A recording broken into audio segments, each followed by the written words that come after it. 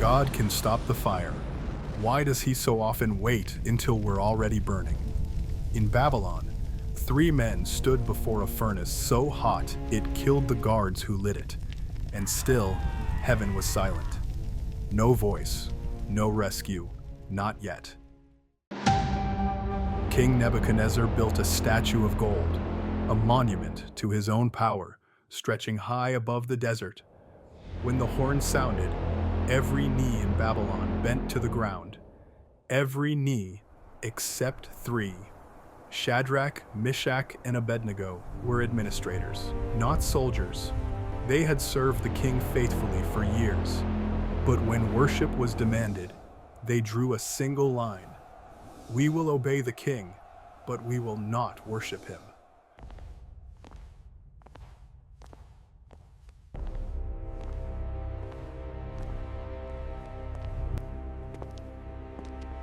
You summoned us, O king.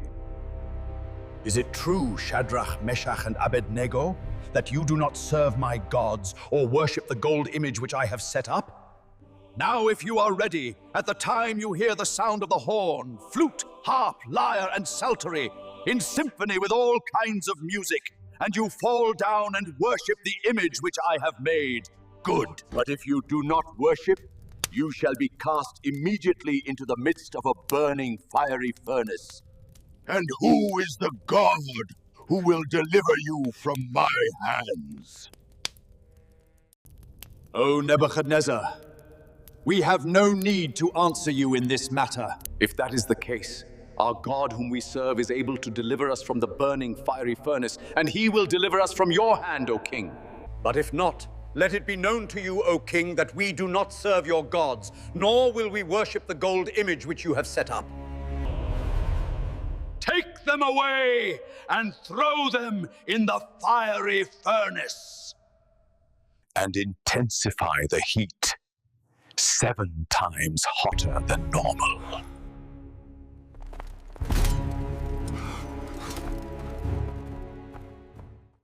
The decree was clear. Defiance meant death, not by sword, but by fire. And still, they stood. They could have whispered to one another, "Maybe God will understand if we pretend." But their answer burned brighter than the furnace. Our God is able to deliver us from this fire, but even if he does not, we will not bow. Faith isn't proven by rescue. It's proven by resolve before rescue comes. So the furnace was stoked 7 times hotter. The soldiers bound them in their clothes. And as the doors opened, the heat alone killed the men who threw them in. They fell into the blaze, and the world expected silence.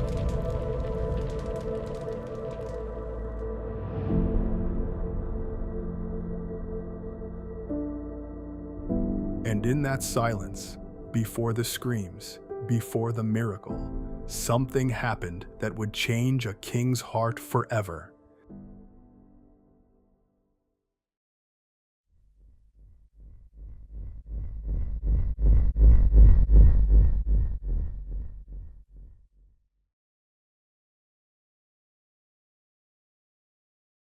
Did we not cast 3 men bound into the midst of the fire? True, O king. Look, I see 4 men loose, walking in the midst of the fire, and they are not hurt, and the 4th is like the Son of God. Shadrach, Meshach, and Abednego, servants of the Most High God, come out and come here.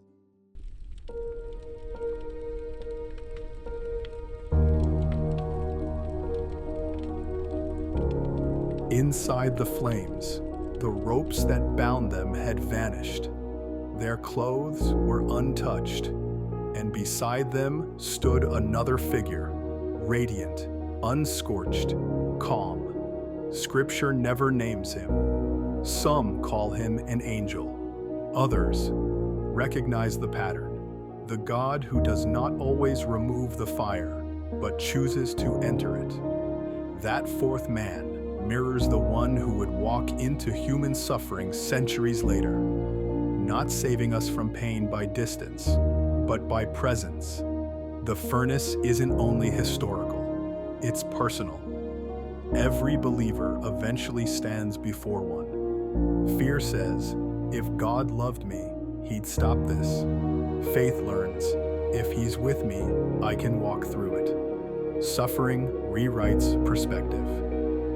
The fire that threatens to destroy you may burn away only what enslaved you.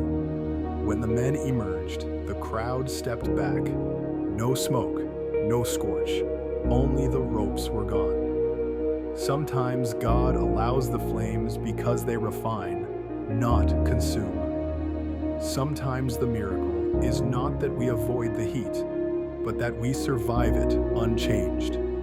When the smoke cleared, the king himself stepped forward. Blessed be the God of Shadrach, Meshach, and Abednego, who sent his angel and delivered his servants who trusted in him. And they have frustrated the king's word, and yielded their bodies, that they should not serve nor worship any god except their own God. Therefore I make a decree that any people, nation, or language which speaks anything amiss against the God of Shadrach, Meshach, and Abednego shall be cut in pieces, and their houses shall be made an ash heap. Because there is no other God who can deliver like this. Nebuchadnezzar ordered that no one speak against this God, the same God he had mocked only moments before. From fury to reverence, a heart of stone turned to witness.